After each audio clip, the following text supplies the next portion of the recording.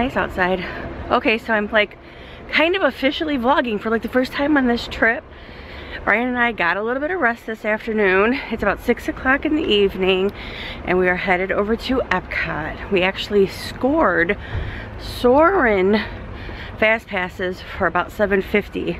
So we're gonna just kind of walk around the park, enjoy it for a little while, do our fast pass, and then head out of here quite early because we have to get up early tomorrow morning because we have to be at Animal Kingdom for our fast passes at Avatar Flight of Passage between 8:50 and 9:50. So, yay, EPCOT, here we go.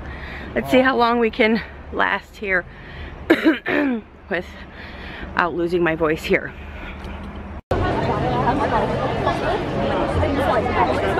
She's like, I was gonna say, what is that? I'm like, what?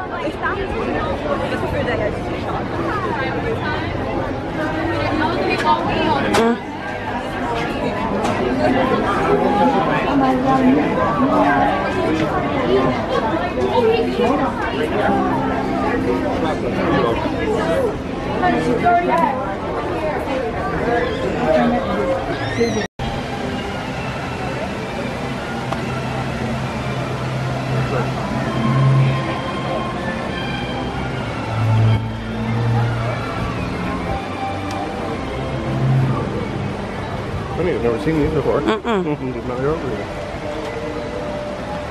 Oh. Look at that one. Welcome to Living with the Land. As you board the boat, please lower your head and watch your step. For your safety, remain seated with your hands, arms, feet, and legs inside the boat.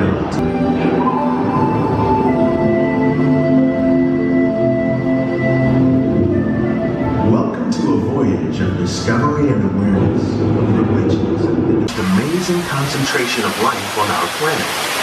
These dense and beautiful forests cover only a tiny portion of the Earth's surface, but they contain more than half of its plant and animal species.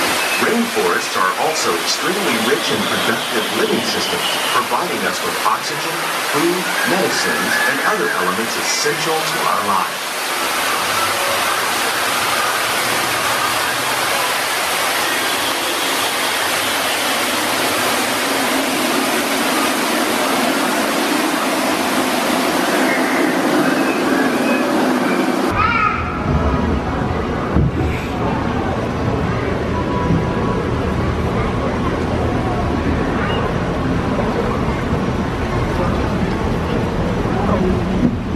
Welcome to our living laboratories, where scientists from EPCOT and the U.S. Department of Agriculture are exploring innovative ways to produce bountiful harvests now and into the future. I've never seen them decorate this before. I don't think we've ever been in here at night. The tropics are home to the greatest diversity of plants on the planet. Many of these, like papaya, bananas, cacao, coffee, and rice, are well known around the world. These are just a few of the edible plants that have been an important source of nutrition for people living in the tropics. Many are rich in vitamins and minerals, while others are well adapted to growing in less than ideal conditions. Some, like the watermelon, thrive in wet, swampy areas and waterways. All parts of this plant, even the flower petals, are edible. The starchy root of the plant has long been used to make flour for baking.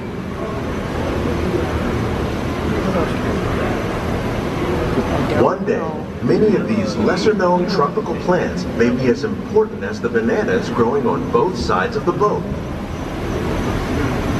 More than 28 million tons of bananas are eaten annually, making it the most popular fruit in the world.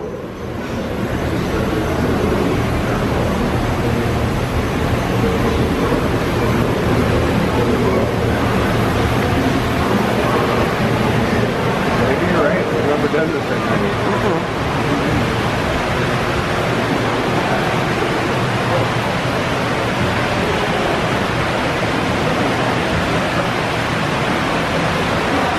When we mention farming, you probably don't think of fish, But fish farming, or aquaculture, accounts for nearly half of all the seafood consumed globally. Tilapia, bass, and catfish, like the ones you see here, are 3 of the more popular crops raised by fish farmers. Cotton reese. I love that.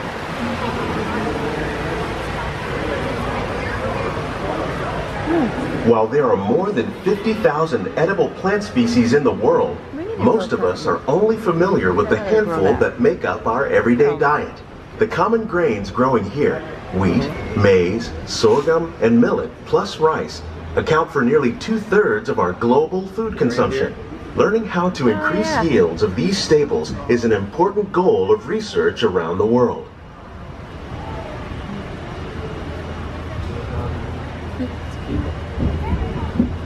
I'd rather do that.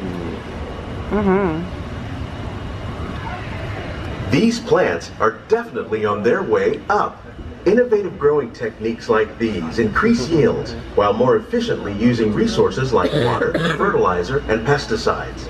Another innovation at work here is our integrated pest management program. By populating our greenhouses with beneficial insects that prey on harmful pests, like aphids and flies, we are significantly reducing our reliance on conventional pesticides. We're growing these crops using our nutrient film system. This technique precisely controls and recycles water and nutrients. With it, we can produce over 27,000 heads of lettuce a year in this one small area.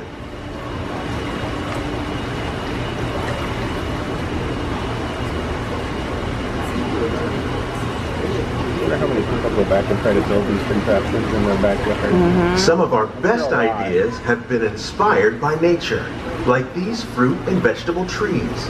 By growing these ground plants vertically, we can increase yields and better control diseases. These crops taste as good as they look. In fact, we serve more than 15 tons of produce from our greenhouses in restaurants here at the land every year.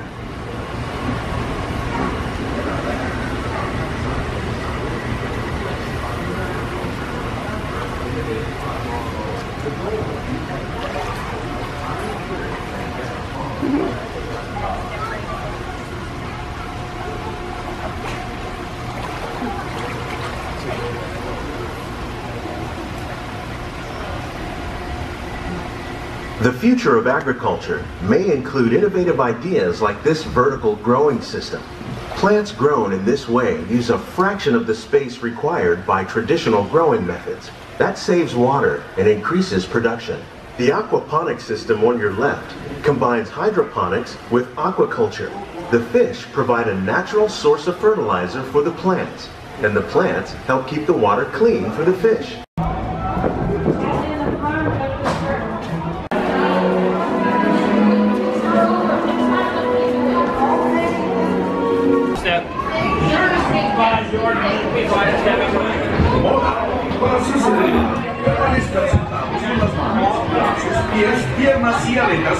I'm sure we'll see him any minute now. Nemo!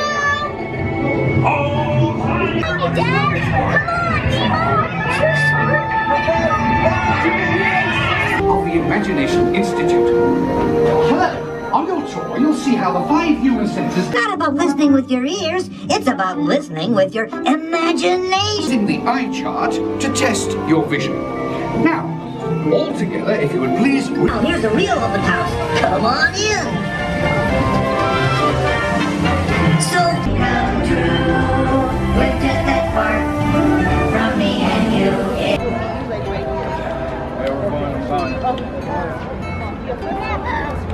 I remember what's going on. Can you get up? we're done? Pretty. Let me do the picture. This is not the real thing.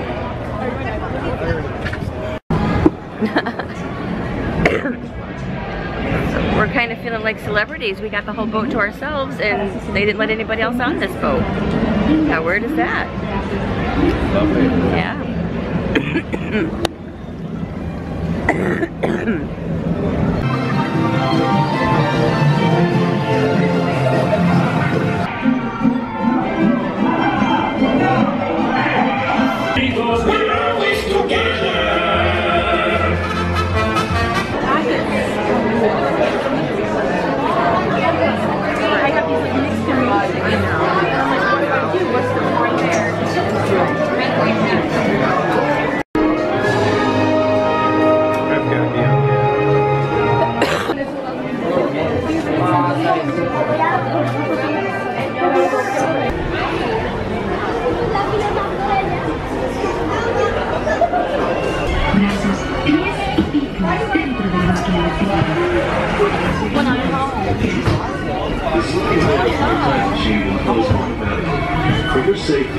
They're gonna take